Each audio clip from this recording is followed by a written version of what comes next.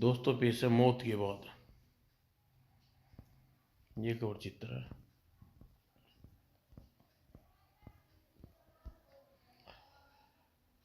Nucleic वार यानी atomic जंग के बाद धरती पर मानव की समाप्ति निश्चित है, लेकिन तबाही के पश्चात धरती पर दोबारा जीवन पनपने की संभावना है। इसी प्रश्न से संबंधित इस चित्रकर्ता में दिया गया है। सिविल इंजीनियर तुल्स अपनी पत्नी के साथ विचार मगन था। कुछ दिनों में एटॉमिक जंग छिड़ जाएगी और एक ऐसी पनाहगाह का निर्माण करने जा रहा हूं जिसमें बैठकर परमाणु युद्ध से तबाही सुरक्षित रहा जा सकेगा। वो तुरिस का अभियान, उसका मित्र मैक भी उसके शामिल था। यह तय खाना मैंने अपने मकान में बनाते समय तैयार करवा लिया। एटॉमिक रेडिएशन से बचने के लिए इस तहखाने की दीवारों में लोहे की चादरी से ढकना होगा। तहखाने में सुरक्षा बंकर में बदलने का काम शुरू हो गया। 3-4 दिन मेहनत कर रहे थे। बस एक दीवार बची है, आने दो रस्सी को, और सिर दी अंतिम दीवार पर काम समाप्त हो गया। हाँ, मैंने पनाहगाह तैयार कर ली। परमाणु ऊर्जा इन दीवारों को भीतर चीर कर भीतर नहीं आ सकती। वे आवश्यक वस्तु का भंडारण करने लगे। मेज उठ गए। तुम यह फोल्डिंग पलंग ले आओ मैक, मैं राशन का सामान लेकर आता हूँ। 12 बजे के भीतर उन तीनों ने राशन सहित सभी आवश्यक सामान नीचे पहुंचा दिया। अब हमारी तैयारी पूरी हो गई है। ध्रुव सूचना का सारा सामान और 3 आदमियों के रहने के लिए 3 महीने का राशन मौजूद है। Very good. शुद्ध युद्ध छिड़ते ही हम लोग यहाँ आकर छुप जाएंगे। फिलहाल ऊपर चलो। युद्ध छिड़ने की प्रतीक्षा करते हुए तीनों अपने अपने विचार में खोए थे। सारी दुनिया तबाह हो जाएगी मगर हम तीनों इंसान जीवित रहेंगे। दुनिया की तबाही के बाद वीरान धरती पर मेरी ओर से तुरिस की हैसियत एडिम और एवी जैसी होगी। तुरिस इसी विचार में था। उन्हें जरा भिन्न थे। नीचे 3 आदमियों के लिए 3 महीनों का राशन है, इसलिए अगर एक आदमी का इस्तेमाल करे तो वह राशन 9 महीने तक चल सकता है। आधी रात के समय अचानक खतरे का अलार्म चीख उठा। वो जंग छिड़ने वाली है, मैं नीचे जा रहा हूँ। तुम लोग खिड़की और दरवाजे बंद करके नीचे आ जाना। और अब वह तीनों अब अब इन मूर्खों ने कोई अवसर नहीं है। तूर ने तहखाने पर उतर गया। दरवाजा भीतर से लॉक कर लिया। सारी दुनिया तबाह हो जाएगी, बस मैं बचा रहूंगा। यह धरती के पर अकेला इंसान। हा हा हा। और ऊपर शत्रु विमान आ गए और फिर परमाणु बम की हिदायत आरंभ हो चुकी थी और चारों तरफ आकार मच गया। मैं तहखाने में का दरवाजा पीट रहे थे। क्या यह क्या मजाक है? तुरीर, दरवाजा खोलो। वो दरवाजा खोलो। तु, तुरस, मुझ तो आने दो, मैं तुम्हारी पत्नी हूँ। और तुरस तो भविष्य के सपने में खोया था। धरती वीरान वीरान गोले, अकेला जीवन इंसान रहूंगा, पूरी धरती का मालिक। हा। तभी ऊपर से एक विमान ने बम गिराया और तरस के मकान में आग की जरतों में परिवर्तन हो गया और कुछ देर में पूरा शहर जलता शमशान बन चुका था।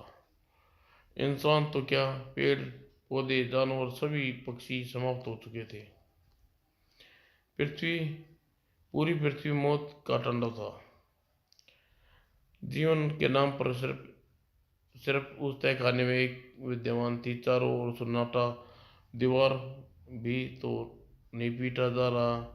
तो अब तो क्या सब कुछ समाप्त हो गया? ऊपर जाकर सीढ़ी पर दरवाजे पर लगाई, देख कर आता हूँ ऊपर क्या है। उसने अंतर्मन ने समझाया। यह क्या कर रहा है मूर्ख, दरवाजा खोलते ही पूरा परमाणु रेडिएट का शिकार हो जाएगा। जीवित रहना तो समय संयम रख। और इस तहखाने से बाहर निकला तो ऊपर परमाणु रेडिएशन का प्रभाव आएगा और इसी पल धरती जोर से हिली। वो शायद परमाणु ऊर्जा के प्रभाव से भूकंप है। और तहखाने की धरती सामान्य धमाके से फट गई और धरती में उत्पन्न दरार कोई चीज बाहर आ रही थी। और तुरंत आंखें फाड़े दरार से बाहर आती चीज, अजीब चीज, भयानक चीज को देख रहा था। और तुरंत भय के कारण दर्द सा खड़ा रहा। हे भगवान, यह क्या बोला है। इस विचित्र जीव के पीछे एक और दूसरी बला दरार से बाहर निकली।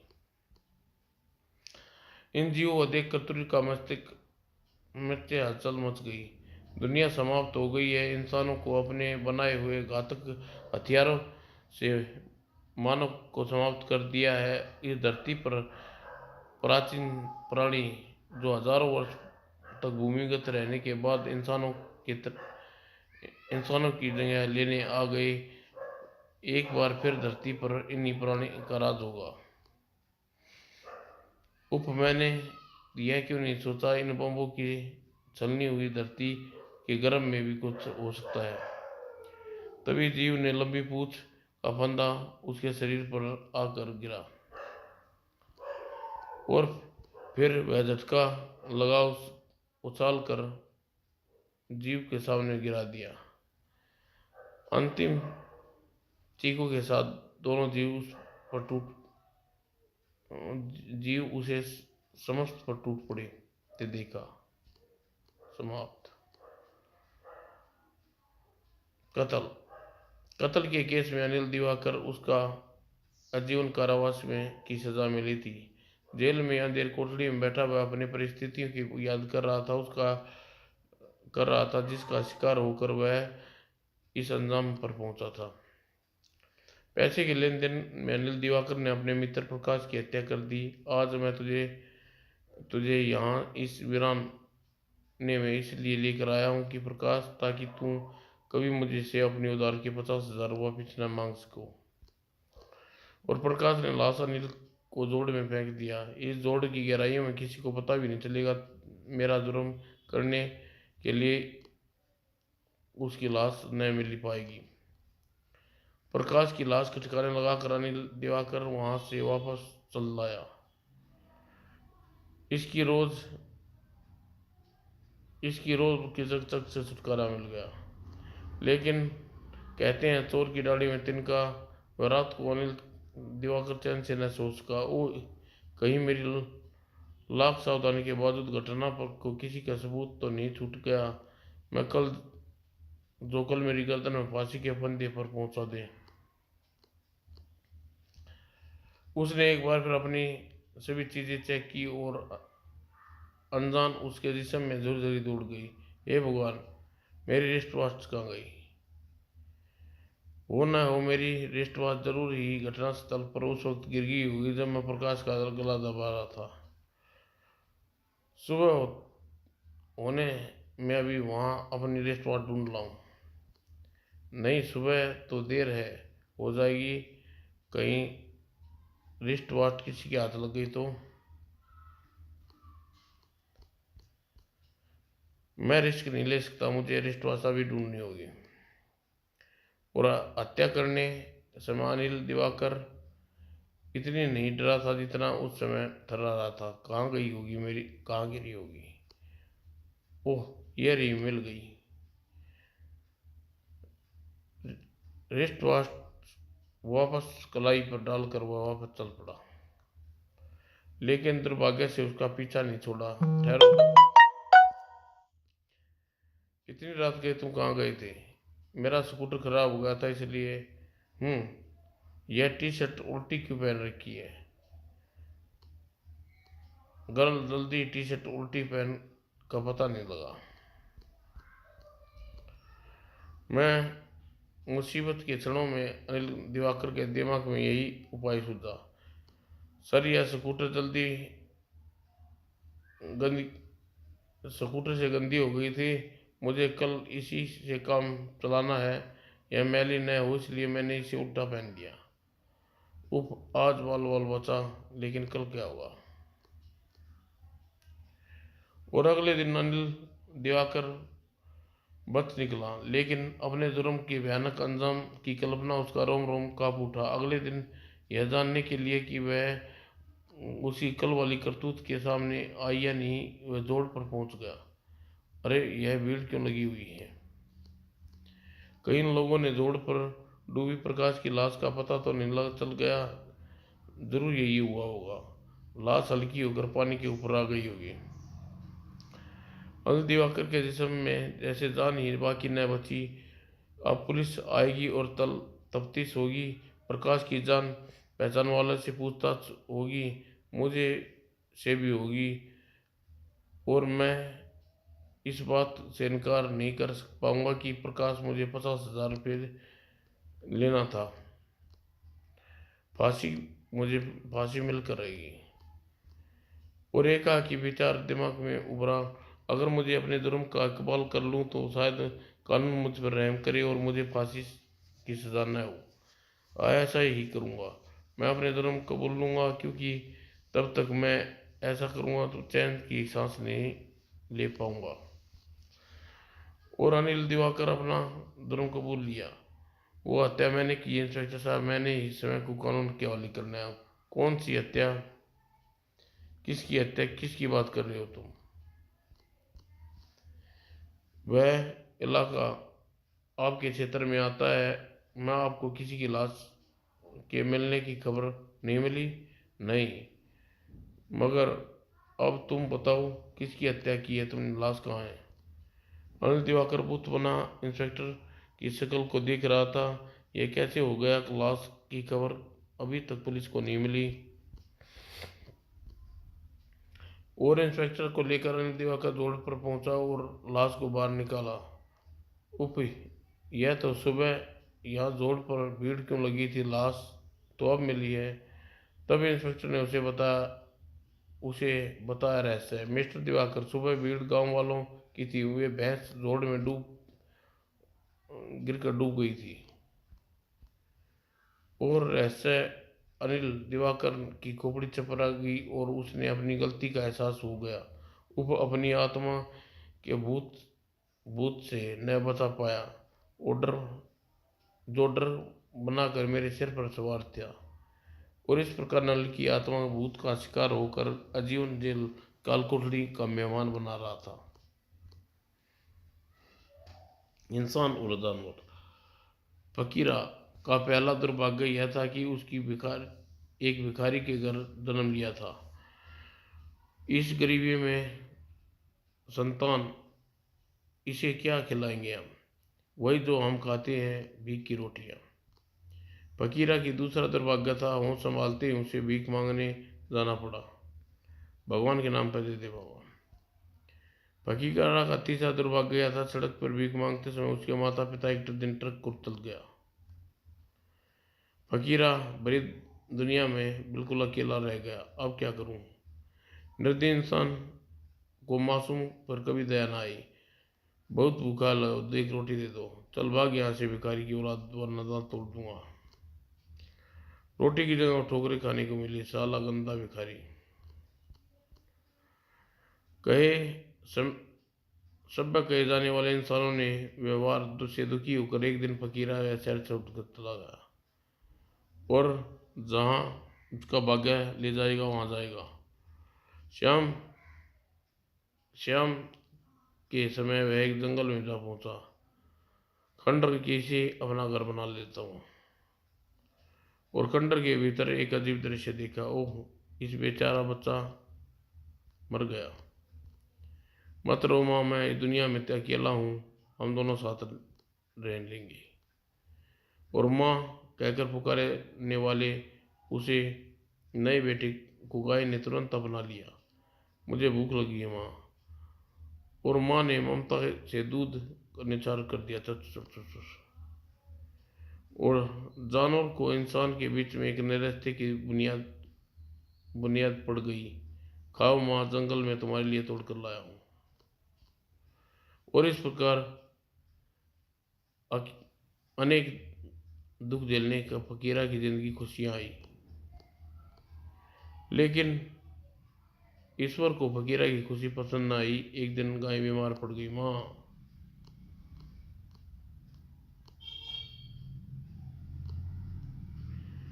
और दोबारा खड़ी ना उसकी। तू भी मर गई माँ, अब मैं क्या करूँगा। सुबक सुबक सुबक सुबक।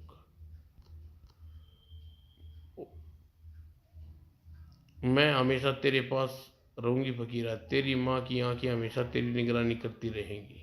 फकीरा को यह नहीं पता चला कि वह आवाज़ कहाँ से आई, लेकिन उसके कानों में ममता भरा स्वर एक साया था। और फिर कई वर्ष गुजर गए। फकीरा जंगल का वासी बन गया। शहर के स्वार्थ एवं अत्याचारी इंसानों के बीच रहने का एकांतवास कहीं ज़्यादा अच्छा लगता था। और इस एकांतवास में एक दिन शहर के धनवान राधन मेहरा की दृष्टि पड़ी। इस बेहतरीन स्थान है, अगर यहाँ पिकनिक स्थान बन जाए तो काफ़ी धन कमाया जा सकता है।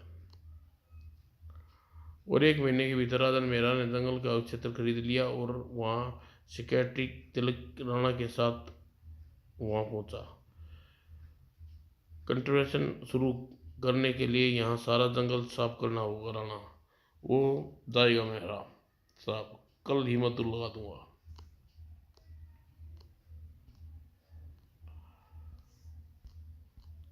उसके इरादा जानकर फकीरा सामने आया। तुम कौन हो? यह जंगल साफ करने वाले? यहाँ मैं रहता हूँ। तू कौन है भाई? चल यहाँ से फुट। इस जगह की कीमत मालिक साहब राधन मेहरा हूँ। वहाँ हाँ बास, बास ने यह जगह सरकार से खरीद ली है। यह कागजात, अगर तुमने यहाँ नाजायज कब्जा किया तुम तो अब तुम्हें जाना होगा। जाना तो तुम्हें होगा शहर के गंदे लोगों। क्या बकते हो बे फटीचर? चल भाग। मुझे भगा कर दोगे तो इनका क्या करोगे? हाँ, जंगल में ऐसे बहुत से निवासी दोबारा लौट कर मत आना, वरना जिंदा नहीं बचोगे। सबको देख लूंगा। और अगले दिन राजा ने मेहरा विमान द्वारा उस क्षेत्र पर जहरीले पाउडर का छिड़काव कराया। जंगली जानवर, कीट पतंगे पर घातक था। परिणाम स्वरूप निकला, ओह, उस पापी ने मौत का छिड़काव किया है। और तब उसने अपनी माँ को पुकारा। माँ, तुमने कहा था कि मेरी साथ रहोगी, मेरी सुरक्षा करोगी। आ जाओ माँ, मैं इंसान दरिंदे से बचाओ। जल्दी ही राजन मेहरा भी आ धमका। इस टीचर लड़की को सबक सिखाने के लिए यहाँ से मैं बुलडोजर चलाऊंगा। और फकीरा उसी का इंतजार कर रहा था। तुम मेरे साथियों को मारकर बहुत बुरा किया मेरा, अब तुम अभी से मैं लौट जाओ। मैं लौटने नहीं, तुझे दुनिया से लौटाने आया हूँ फटीचर। लेकिन निकट आते ही ओह आह, ओह, यह पानी दूर तक दिखाई नहीं दे रहा था, मगर यह पानी यहाँ कैसे खड़ा? मैं तुम्हारे सिर पर खड़ा हो सकता हूँ मेरा, लेकिन फिलहाल मैं अपनी माँ से भेंट करने जा रहा हूँ। वहीं कहाँ गया? पानी के अंदर? वह साला हमारे साथ कोई चालाकी कर रहा है। अब की बार दिखा देंगे, गोली मार दूंगा। तभी मैं भय के कारण राणा कांटा गालिब हो गया। बस इडियट को क्या हुआ? तभी राजन मेहरा ने विचित्र और बड़ा आश्चर्य दृश्य देखा। ओ गाड़िया क्या? ओह, यह मेरी माँ है। अब तुम्हें मुर्गा बनाएगी मेरा। मेरा अपने जीवन में सबसे बड़ी तेज दौड़ लगाई। यह स्थान भूतों का डेरा, भागो, अलविदा मेरा। और कार में बैठकर मेरा साहब रफू चक्कर हो गई। और उधर फकीर अपनी माँ को प्रणाम किया। धन्यवाद माँ, तुमने मेरा, अब मुझे विश्वास हो गया तुम्हारी आत्मा मेरी निगरानी करती है। प्रणाम। देखो पाठकों, जानवर इंसान का क्या रिश्ता है निभाया, मरकर भी अपनी ममता की छाँव में अपने पुत्र को वंचित न किया। समाप्त दोस्तों।